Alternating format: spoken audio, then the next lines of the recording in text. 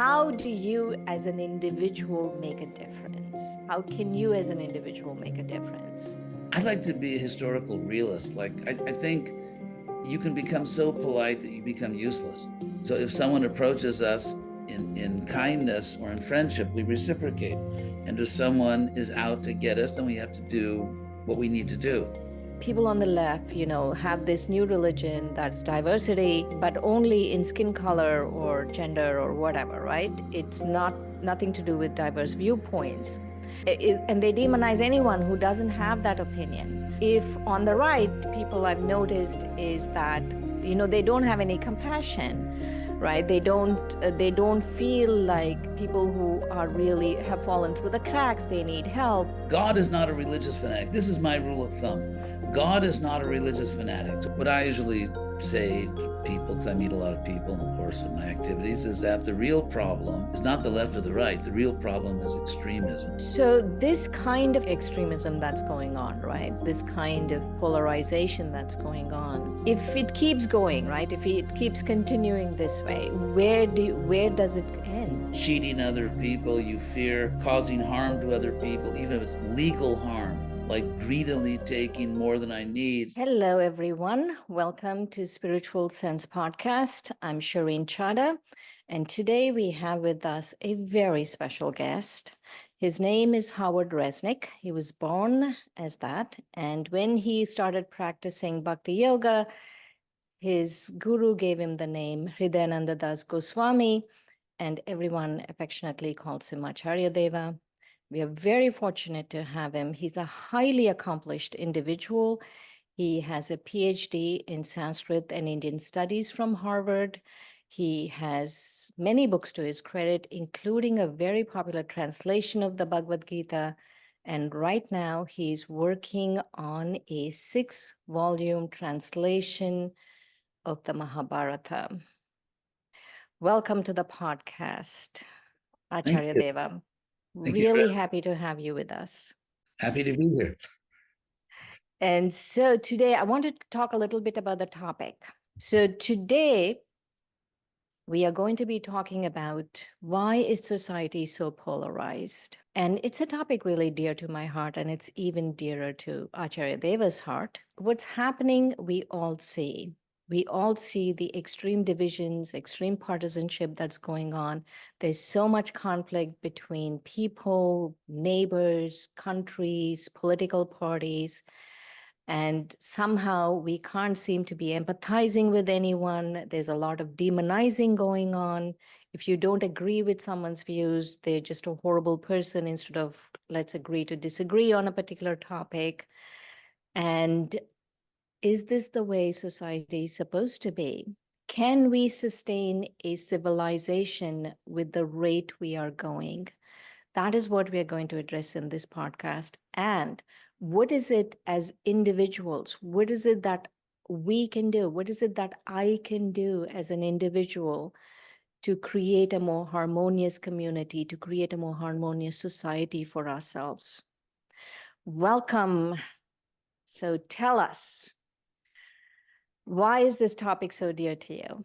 In the Bhagavad Gita, Krishna explains that the best yogi, which there means spiritual practitioner, is the one who has universal empathy. And Krishna's specific statement is Atmopanyena Sarvatra. Everywhere you look, whomever you see, by comparison with yourself, you should see equality. You should see equality? Yes. In the sense, this is expressed in the Judeo-Christian tradition as love your neighbor as yourself. Right. Atmopanyena sarvatra samang, equally. Samang pashyati Georgia. So one who sees equally everywhere in comparison with oneself, because we are all souls. I mean, from the bodily point of view, one body is stronger than another, has a higher IQ than another, or is, whatever, richer than another. But that's just the covering. We have different coverings. But beneath those coverings, we are all equally eternal souls, and we are all equally dear to God. And so that is, and Krishna says that sukham va jadi va dukham. We should see this way, whether a particular person is suffering or enjoying. Still, there's an equality. And sadyogi paramomata, and that yogi, that spiritual practitioner, is considered to be the highest, the one who has perfect empathy. And also, Krishna says in the Gita that a very famous verse that vidya vinaya sampane and so on, that the sages, those who are truly panditas, those who are truly wise, they see all creatures equal, regardless of what species they're in. That because beneath all these bodies, these coverings, they're just costumes. Beneath all that, everyone is equally a soul. And then, of course, Krishna says famously in the Gita that samohang sarvabhuteshu, I'm equal to all creatures. I don't favor anyone. I don't hate anyone. And then he again says that I have a question though here. yes. My question is, when you talk like this, people say, oh, but it really works in the spiritual context. But when you're actually dealing with people, when you are actually paying your taxes, or, when there's a lot of socialism going on, it doesn't work. What you're saying is true on a certain level. And in the Vedic culture where all this comes from, they weren't fools. They didn't just go and embrace people who were trying to kill them. Whereas Prabhupada used to say, you can't embrace a tiger in the jungle, think, he's a soul. And so there are two levels of human behavior. One is called in Sanskrit, vyavaharika, which means just conventional. Like if you're applying for credit card and they say date of birth and you say the soul is never born and never dies, you probably won't get the credit card. So, I mean, they had common sense in this great culture. So they realized that for social dealings, ordinary dealings, you have to be practical. And even Krishna says in the Gita, I reciprocate with everyone. So if someone approaches us in kindness or in friendship, we reciprocate. And if someone is out to get us, then we have to do what we need to do. At the same time, there's a paramartika, which comes from the word paramartha, the highest meaning. So the highest reality is that we're all eternal souls. And so what Arjuna did on the battlefield of Kurukshetra was, and this is what Krishna encouraged him and taught him to do, is that he had to see everyone as an eternal soul, but he had to fight because he was fighting for justice. And there were bad people on the other side who were trying to usurp a constitutional government and basically bad people trying to take over the world, as we see nowadays, bad people. So right. So no, hold on. I have a question. So let's say, because one of the things I'm noticing about left or right? We were talking this morning about this, is people on the left, have this new religion that's diversity, and but only in skin color or gender or whatever, right? It's nothing to do with diverse viewpoints. And then people on the right, so and they demonize anyone who doesn't have that opinion. So if I am not accepting of a particular, that they are 200 genders, if I'm not accepting that, then I am a demon. And if on the right, people I've noticed is that, they don't have any compassion, right? They don't feel like people who are really have fallen through the cracks, they need help, or, if they're born wealthy, wonderful, they're born wealthy and everyone else can do whatever they want. And so in that setting, in that particular setting, how do you apply what is said in the Gita? Okay. So I'll go back to what I was saying, then we'll bring it to bear on your question. If I see someone behaving badly, as the extreme left and extreme right do, in fact, what I usually say to people, because I meet a lot of people in the course of my activities, is that the real problem is not the left or the right. The real problem is extremism. And everyone I talk to agrees with that. The problem are the extremists are the problem on any side, Because what is extremism? Extremism means you don't see that the person I'm hating is actually a soul like me. And unless this person is just absolutely irrational, they have some points to make. So if you see the other person as ultimately a spiritual being, then when you look at their viewpoint, and if the person's not a complete madman, which some people are, or a complete, let's say, sociopathic narcissist, as some leading politicians are, then if the person is just, let's say, I think it's just a mistaken human being or an imperfect human being who's ignoring one part of the problem, as you brought out, then for example, let's say I'm at a family dinner and someone in my family says something that I really disagree with. And let's say it's a family that's civilized enough so people don't start throwing forks and spoons at each other over the Thanksgiving table. Then, even though I disagree, you have to kind of cool it. You can state another point of view, but you can't just hate the person because it's your family. And so if you see that God is the father and mother, according to the Bhagavad Gita, of everyone, Jagadambika, if you see that and you see everyone as part of the same spiritual family, you still say what you believe to be right, let's say even in a mundane political or social or historical situation, but you don't hate the other person. You don't hate the other person.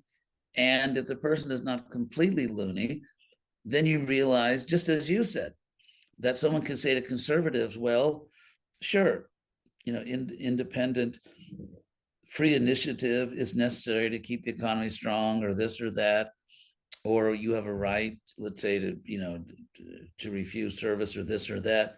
But what about the other people? I mean, how do they feel? And look at it from their point of view.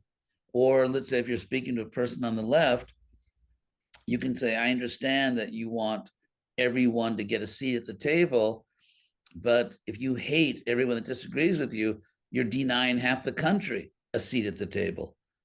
So in the name of, supporting a minority, you're hating half the country.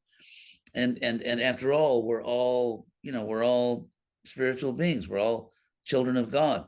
And so it's a mitigating that higher vision doesn't mean that, let's say, you don't take necessary positions in political or social situations, but you do so with a higher understanding. So it never pushes you to the point of hatred or violence. So this kind of extremism that's going on, right? This kind of polarization that's going on, if it keeps going, right? If it keeps continuing this way, where does it end? It ends in a place that I don't want to be.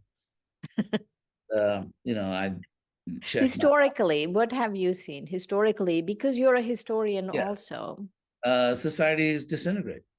Society is disintegrating. Yes. Well, societies that don't check this headlong rush into hatred and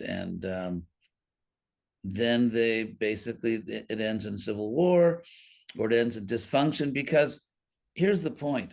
One question I ask the people on the left, and I'm sympathetic to some of their goals, is that tell me exactly where's the line between diversity and chaos? Because chaos is a subcategory of diversity. And so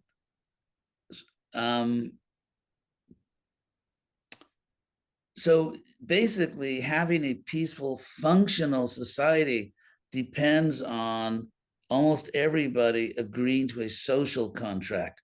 For example, if I'm driving my car, I'm in a hurry and there's a red light, and because I buy into the social contract, okay, I'll stop because I have to respect people going the other way. I pay my taxes, whether or not I may not agree with, well, who could agree with the way the government taxes us, but still, I follow the rules, I follow the law. I don't violate other people's rights. I don't commit acts of aggression. That's called honoring the social contract. And in order for people to really commit to that, obviously they have to have a certain minimum degree of empathy. If I totally don't identify with you, It's like if some wild beast is approaching me, I totally can't identify that. I just shoot it if I can before it kills me.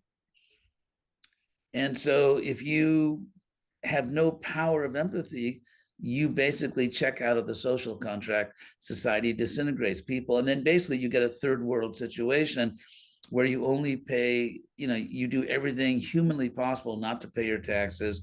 You cheat, you lie.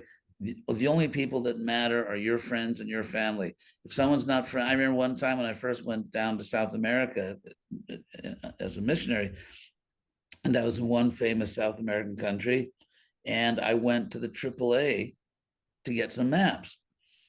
And there were I was the only person in that, inside the facility, the only one. There were about 7 or 8 workers, and they were just talking to each other. And I finally said, could someone please help me? And they were offended that I said that. I was just standing there. They were being paid to help me. None of them was interested in me, and they were offended that I asked them to do their job. Or whereas if someone in their family came in, so typical third world country, if you're not friend or family, then you don't get any help. You get no help. You pay a bribe. Those are the rules. And if you are a friend of family, you get everything without paying the normal fee. And so this lack of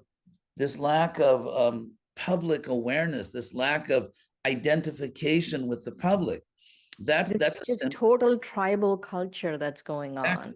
Absolutely. That was, you used the right word.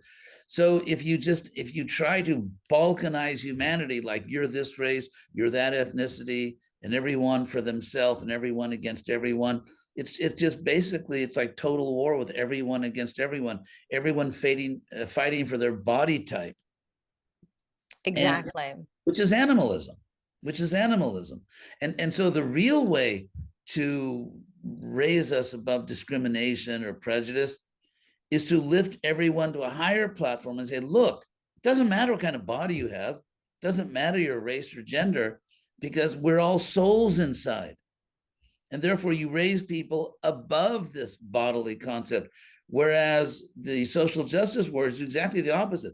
They drag everyone down to animalism, which is or tribalism, as you said, which makes things worse. Because okay, maybe now you had your day, demonizing all the conservatives, and they're going to get their day. They'll win an election and they'll demonize you, and it balkanizes. It disintegrates society.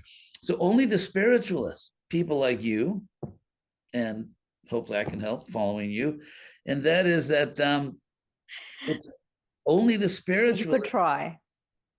Try. No, just kidding.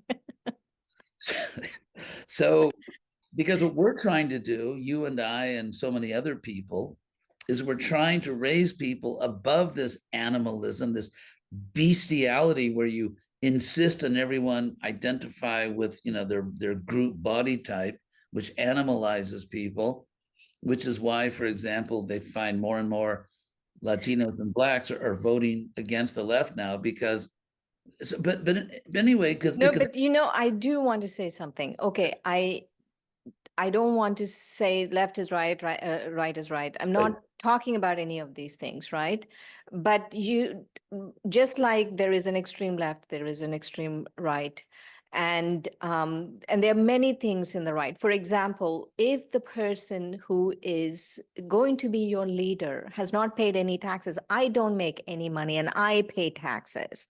Yes. Right. And if the person who's going to be your leader did not pay even as much tax as I did, then you're like, this can't be, right?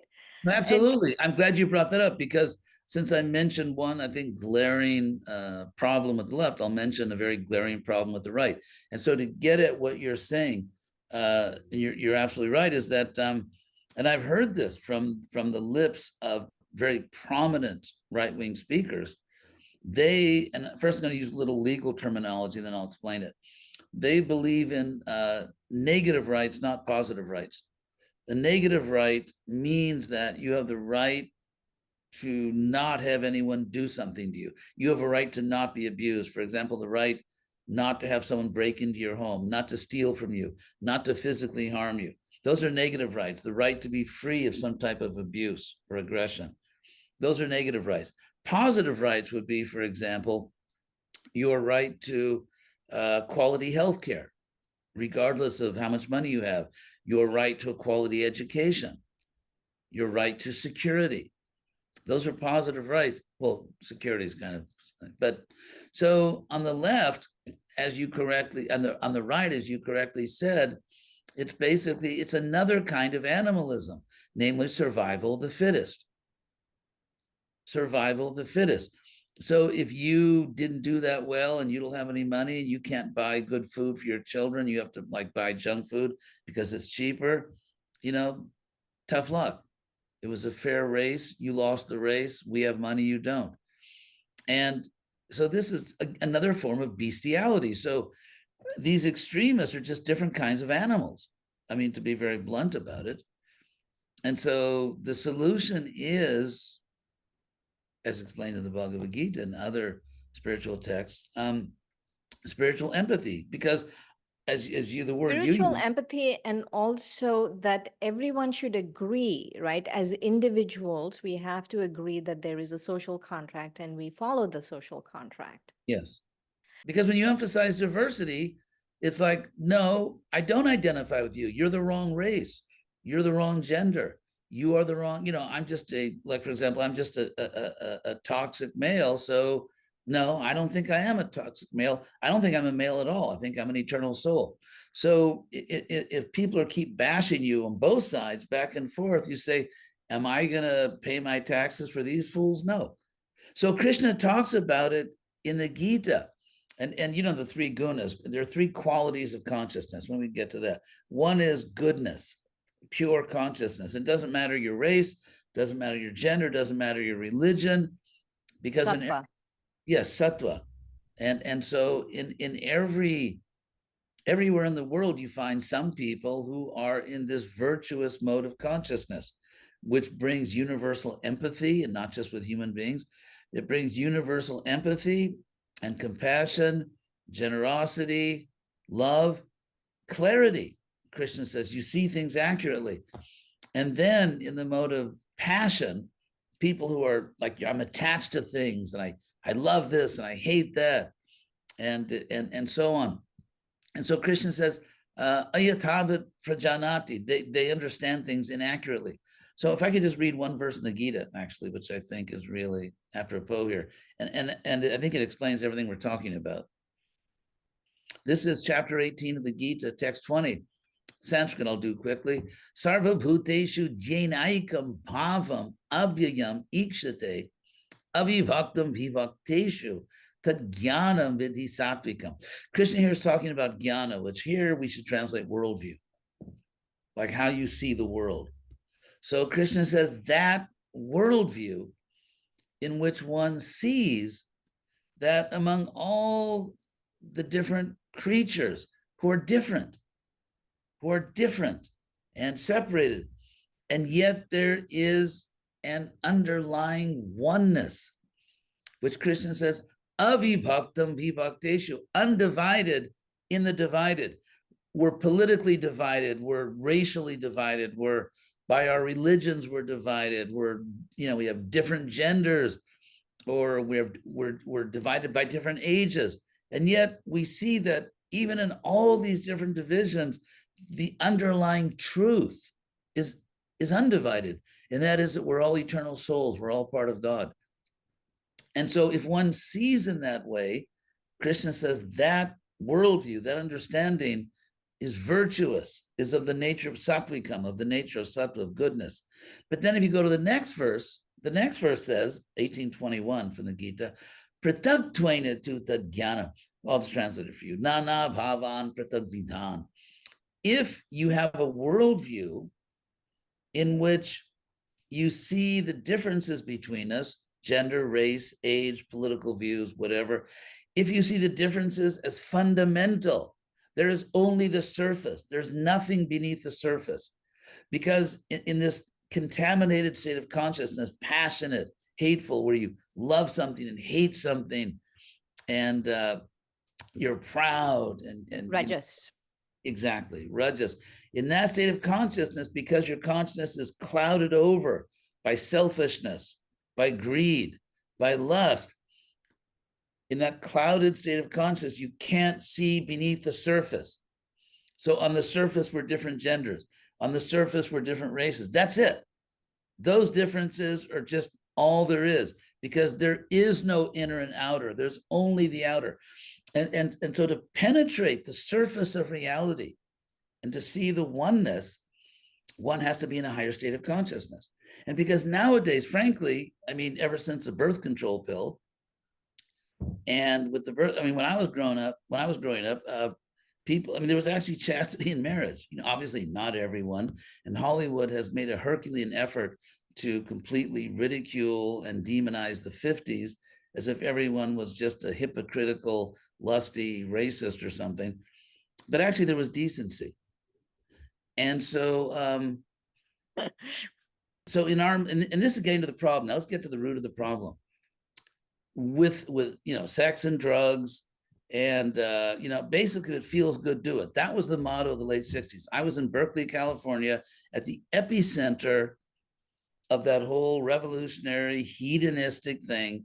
I was right there, and that was the motto: if it feels good, do it. Do it. Mm-hmm. Yeah, so everything, the discourse changed. It's not about your duties. Like in India, for example, they take their duties very seriously, duties of their family and so on. You know, these are sacred duties. So it's not about duties, it's about rights. But because our age is, I mean, with no offense intended to anyone, basically philosophically brain dead, because there's no time for philosophy because you might miss a tweet. So, but philosophically, every right entails a duty. For example, if I have a right, if I have the right of free speech, that means that someone else has a duty not to interfere with my free speech. If I have the right to, let's say, to work for profit or to start my own business, that means other people can't stop me from doing so. And so every right entails, logically requires a duty. And so if you just emphasize rights and forget all about your duties, you just get a hedonistic, dysfunctional, pathologically selfish society in which everyone wants rights and no one wants to do their duty. Mm-hmm. Exactly. And it's that imbalance. That's what you get in passion. I only see what I want. I don't see what the other person wants and needs, because my empathy has collapsed as I become more and more selfish, more and more animalistic. Animals are not empathetic. And so if an animal wants to kill another animal, it's not like, well, how does that poor other animal feel? No, they don't think like that. And so when you lose your goodness and you descend into passion, you can't see beneath the surface of reality. You no longer can identify with other people if their bodies are different than yours, or if their political views are different from yours. When empathy goes, you feel no duty to them. I don't identify with them. I feel no duty toward them. Society disintegrates. So, I mean, technically, that's what's going on. It's all there in the Gita. Right, right. I do have a question though. So, what, as individuals, what is our responsibility? What is my duty right now? What is it that I can do to move society into a more harmonious place? Okay, good question. These are all good questions. Doctor, heal thyself. My first duty is to move myself into higher consciousness. That means I need some kind of spiritual practice. It's not just about some religious ritual. It's about actually having a, you could say, scientific spiritual practice that lifts me, like the kind you teach, that actually lifts me into higher consciousness. Of course, they say fake it till you make it. So in the meantime, I can try to be more conscious, just not to be beastly toward other people.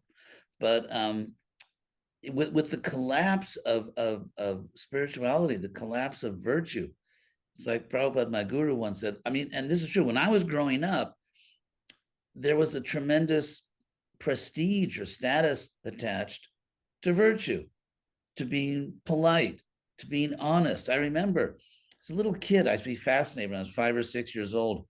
I grew up in LA. And I remember a few times like workmen would come over, because in those days, if you bought some big piece of furniture and had a little defect in it, you didn't just take it back, they could throw it away because it was cheaper just to mass produce another one than to fix it. So, we live in the throwaway culture. So actually skilled workmen would come to our house and they would either fix the TV set or they would, I remember, just fix things in the house, wooden things, or, whatever. And they were so expert. I remember being fascinated because they were honest and they were punctual and people took pride in their work because your service to other people was your service to God. So even in the West, there was sort of this intuitive understanding of karma yoga, which is when you're serving other people, you're serving God. And therefore, people took pride in their work. Nowadays, you know what it's like to get a skilled person to come out, give you a fair. No, there's no fixing anything. You just throw and get a new one. Yeah. And if you do have someone come out, they'll probably delay a week or so. You'll have to probably call them back a week later because they didn't really fix it. And they'll fight you over it before they fix it. I always, when I have to deal with, especially long distance, like phone is not working, this is not happening, and I have to deal with people on the phone, and then they put you on hold, and then they don't know, then they'll send you somewhere else, and this and that, and I think, oh my God, Kali Yuga is so creative in its punishment. Yeah, exactly. I remember it used to be you could actually call your doctor's office. Now you get a call center. And so it's the depersonalizing because capitalism, the way I put it, capitalism doesn't mean free market. I mean, they had lots of free markets before capitalism. Capitalism means that the accumulation of capital is basically the goal of life. And if you have a religion, that's nice. That's your private life. If you have a value system, that's nice. That's your private life. But the public law is that basically kick away all the impediments to the selfish accumulation of wealth. And this is the point I was going to make. This is a defect on the right. They don't understand. They're blind to an obvious fact that if you move into extreme levels of wealth distribution, wealth disparity, like some people are stupidly wealthy and some people are struggling. And what it does is it destabilizes society because it destroys people's ability or even desire to identify with society. Like, how can I identify with someone who is literally, just a greedy pig that just wants to earn more money they don't need, to buy things they don't need. And meanwhile, I'm struggling just to put food on the table or to get quality medical care for my children. And so when you have extreme disparities of wealth distribution, it simply dissolves the ties that bind people into societies. And the right tends to be blind to this.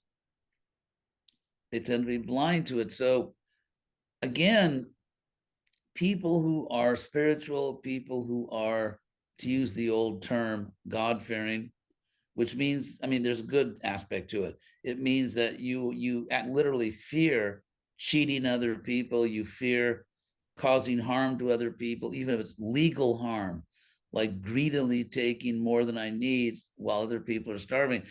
So if you're not a God-fearing person, I know it's an old-fashioned sort of But I've noticed though, recently we got the AC fixed in this part of the house, and that person was a Christian, right? A devout Christian, but he totally cheated us. Like he didn't do a good job. Like it was a shoddy job, right? You think you're picking someone who's God-fearing, and then they're going to give you a good thing. I wouldn't say devout, because there are two types of monotheism. One is philosophical monotheism, where you can recognize other monotheists. The other is tribal monotheism. The Middle East has been characterized forever, going back thousands of years, as largely tribal societies, the Near East. And in the Roman Empire, they actually feared the arrival into the empire of fanatical Middle Eastern religions. And they predicted that these things would destroy their society. And basically, because they had what they called, for example, the Interpretatio Graeca, or the interpretatio romana, the Roman or Greek interpretation, that we're all worshiping the same God, but we may do it different ways or use different names, or there's some whatever differences and some fine points of theology, but there's one God and we're all worshiping that God.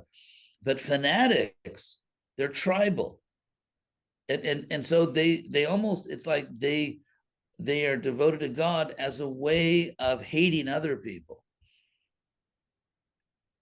It's like, I remember this great line in Jane Austen in Pride and Prejudice, where the heroine, Lizzie Bennet, is talking to one of her friends to see if this really desirable catch, Mr. Bingley, is actually getting attached to her sister, which they want.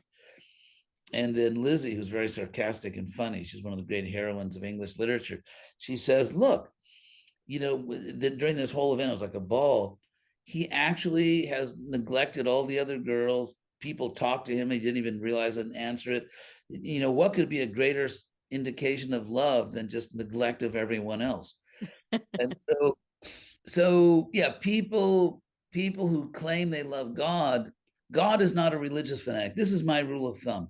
God is not a religious fanatic. So anyone who is a religious fanatic does not understand God and is not representing God. I reject the idea that anyone in my tradition or yours or any other tradition, fanatics do not represent God. They're actually a disturbance in society, and they should, I don't know, put on an island somewhere. Okay, that comes to my next question. My next question is, it feels like so many people, right? So many people are extremes, whatever extreme. It doesn't matter which extreme, left extreme, right extreme, religious extremism, whatever. And they all pick, everyone picks. It's like you're born and you pick something. Like they don't think for themselves, right? They're picking. Well, you're born and you pick something if you grow up in a society which is crazy like that.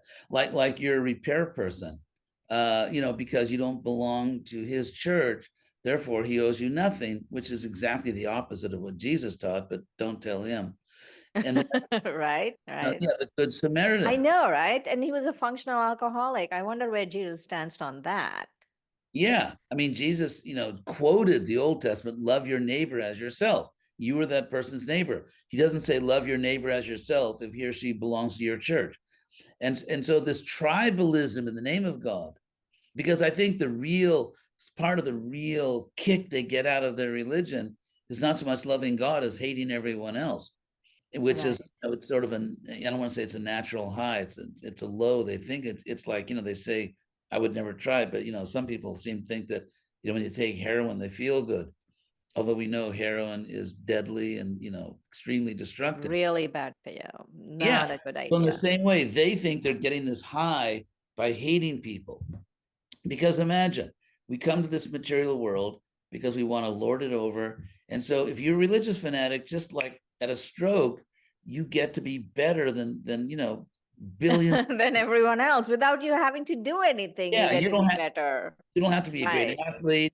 You don't have to work hard to make a lot of money. You just join a church. You get to hate most of humanity. And it's like, what a buzz that is. Right. Absolutely. I know, right? It's like people have this thing of let me be better than them.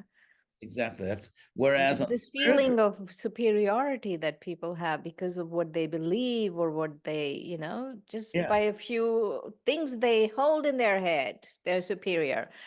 I do have a question though. Let me ask my question. Can I say one thing and then I'll just one I promise. Okay. And that is, like, I think both of us, you and I, were extremely fortunate and we had great parents. You still have your parents, but very, loving, dedicated parents. And I know my parents, and I'm sure yours, they were much happier to see you succeed than to succeed themselves. Right. And that's love. That is love. And so if you belong to this or that church or mosque or Mundi or whatever, and you don't feel that way toward everyone, you're a hypocrite. And, you really don't understand what religion is. But go ahead. Right. My question is, so there's all these extremes going on, right? There are many people on the extreme.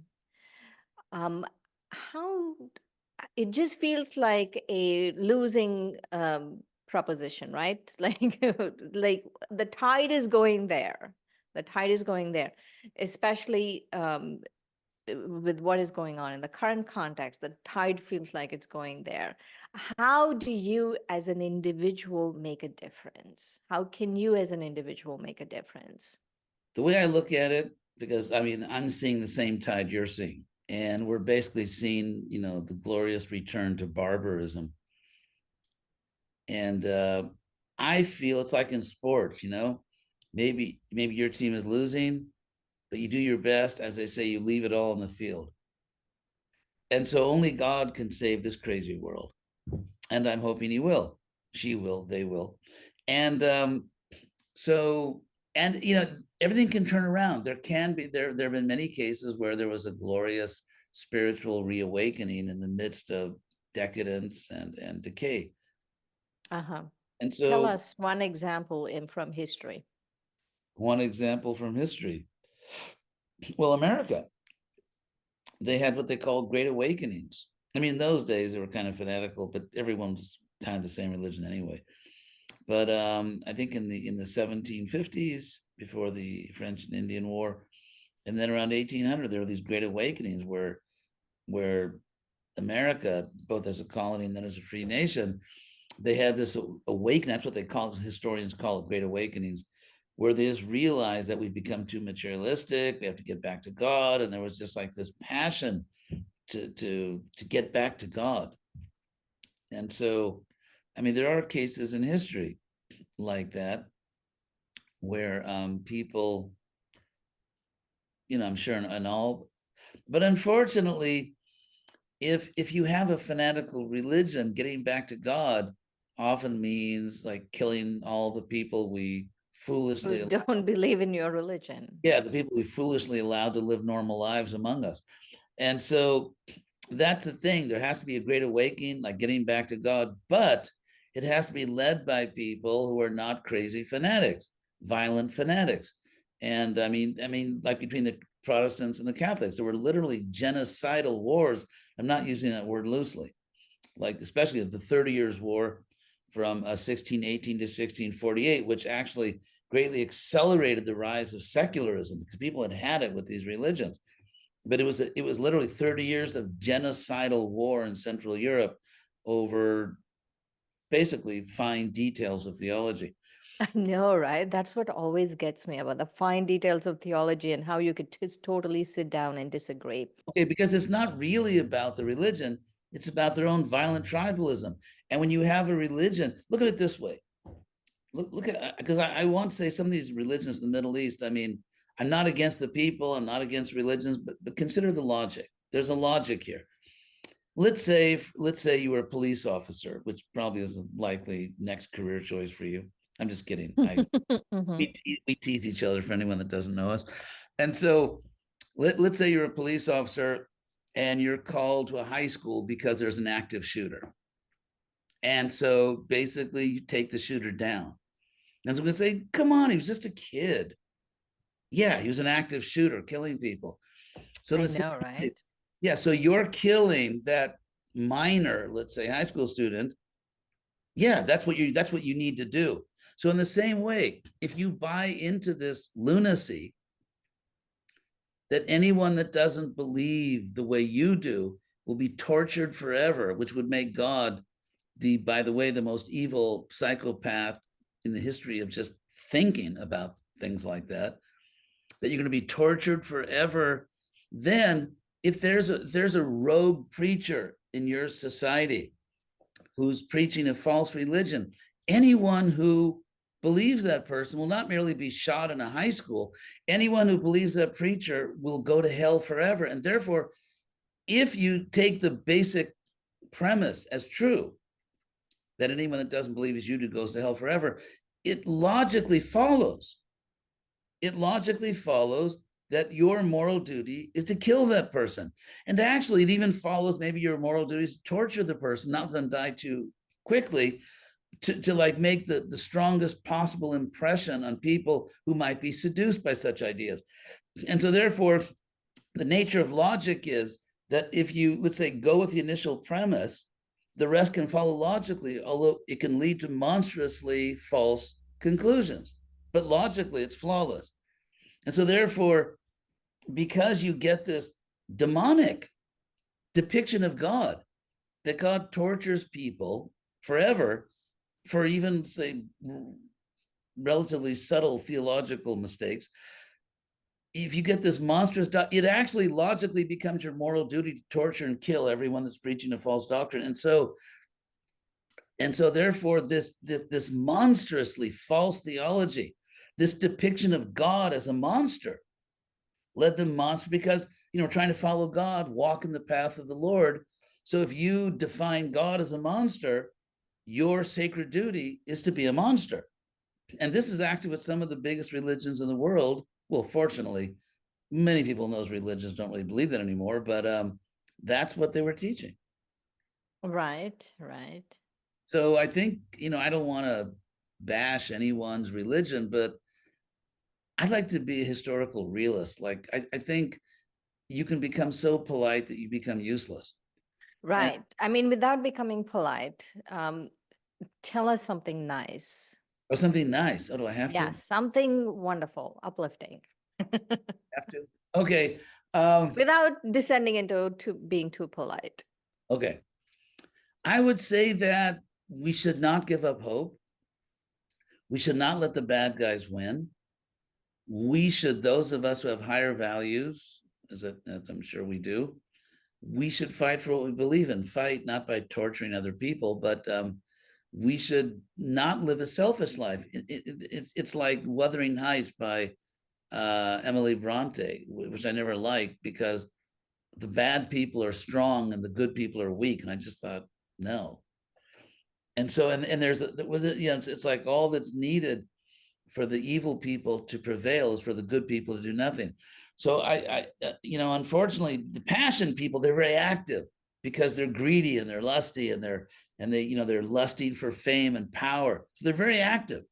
Like these politicians, my God, they can be 80 years old and they hardly sleep at night. They travel every day. I mean, that would kill me. But their passion kind of carries them through it. So the good people like you, people who are like you, and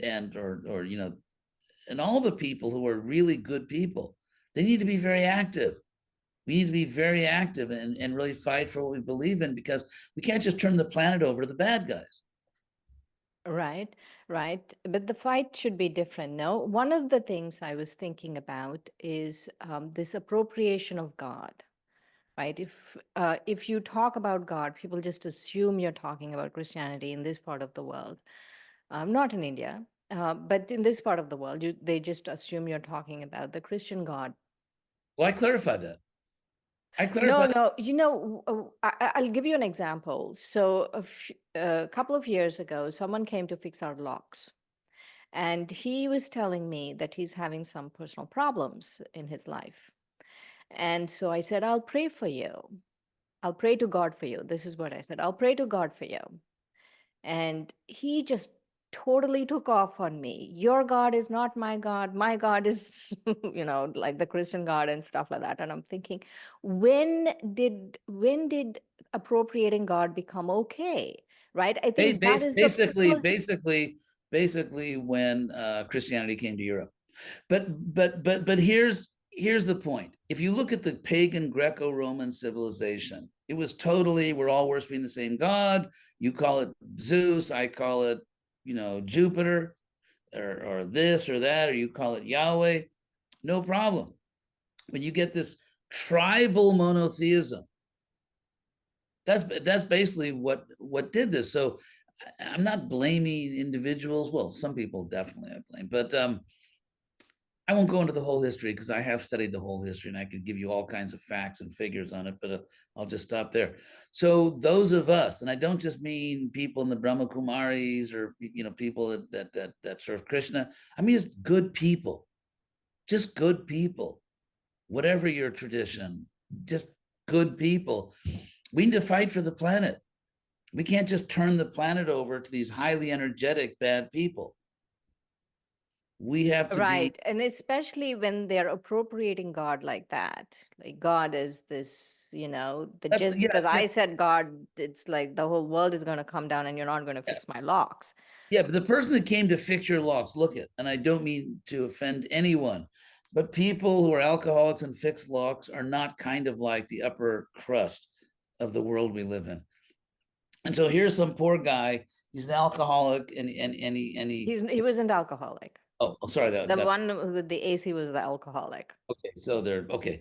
The guy that fixes locks, socially, he's not very high. And yet, by embracing this religion, he becomes better than all the people in the country who are more educated than him, who are more successful than him economically, socially, in every way. And so with you push one little button, now I join this church, and suddenly I'm better than all the people that look down on me. And now it's payback. And I get to smash them the way they look down on me. Now right. I smash you. And you don't even want to accept my prayers. But here's the thing though. I'll accept your prayer. Pray for me. You'll accept my thank you for being so kind and generous.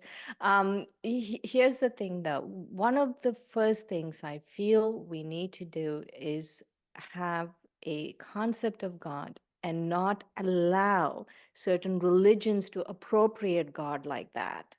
Yes, of course. Well, it's so that is one of the. Yeah. It's not a fight. I wouldn't call it a fight, but that is something we really need to. That's because you're a girl and girls are nice, and I'm a guy and guys aren't nice. But anyway, but it's yeah. The thing is that, for example, it's very common even for scholars, so-called, to say that, well, they refer to Judaism, Christianity, and I got those in order. Judaism, Christianity, Islam as the monotheistic traditions, and they think that Asian traditions are polytheistic. In fact, the oldest sacred book, probably in any language on earth, the Rig Veda, describes monotheism. And you are a monotheist. There's a God. Because if there are many gods, one God, that's it. Yeah. If there are many gods, there's no God. Right. So, and Plato was a monotheist. So, and in India, and the Bhagavad Gita, which was voted by all the Hindu organizations as the single most important text of Hinduism, it's powerfully monotheistic. It's not just like subtly monotheistic and kind of hinting at it. No, it's very powerfully, explicitly monotheistic. And so there's this ignorance in the world, often perpetuated by so-called university professors, not speak of high school teachers, that, let's say, Hinduism is polytheistic, which it's not. And because you look at the Bhagavad Gita, you look at the Rig Veda, you look at the Bhagavad Puran, all kinds of things. And so we have to get out there and, okay, I won't say fight. I mean, I meant it in a nonviolent, nice way, but I can use a different word. We should get out there and just work very, very, very hard, give our lives to this project of trying to save taking God back. It's yes. Like, why have you appropriated God? Yeah, yeah, and but as far as even among Christians, if you look at the Christians who think we have the only way, which is so lame, or if you look at the ones who are more liberal, of course, people can go to heaven by other paths, which actually most Christians think. It has a lot to do with educational level. It has a lot to do with educational level. And so, we have to, all of us who believe in goodness, all of us who believe that we do have not only rights, but duties. We have duties, the source of our existence, which you can call God, or, if you had bad experience in childhood, use a synonym. So, but that's our duty. Our duty is to we should do everything in our power, dedicate our lives to that. And if enough good people, like that old saying, all that's needed for the bad people to win is for the good people to do nothing. So I know you work very hard. I'm trying my best, in between Hare Krishna feasts and, and you're feasting your way to. Yes, and then sleeping to recover from the Hare Krishna. Anyway, and so I think if the good people, and they're good people in all traditions, if the good people really renew their dedication to not fight, working very hard working very hard to spread real knowledge, which is not sectarian, it's not fanatical, then we can win this and we can save this poor planet. Right. On that thought, we always end a podcast with a blessing. Yes, well, you're an expert at that. So pick a number. Pick a number between 1 and 108. Oh my God, I'm feeling the pressure. Okay, I'm gonna say, and hopefully not for some transparent psychological reason, 78. 78. I don't know anything about the psychology of 78, so you're safe with me. 78. Okay, so this is the blessing for all of us. Punctuality. You've mastered the art of valuing time, both your own and that of others, reflecting the respect you hold for them. Your timely presence has become a sign of your appreciation, illuminating the value you place on every shared moment. I'll take it. I always take your blessings. They're always invaluable. Thank you so much for being with us. My For pleasure. sharing your invaluable wisdom. It's an honor and a pleasure.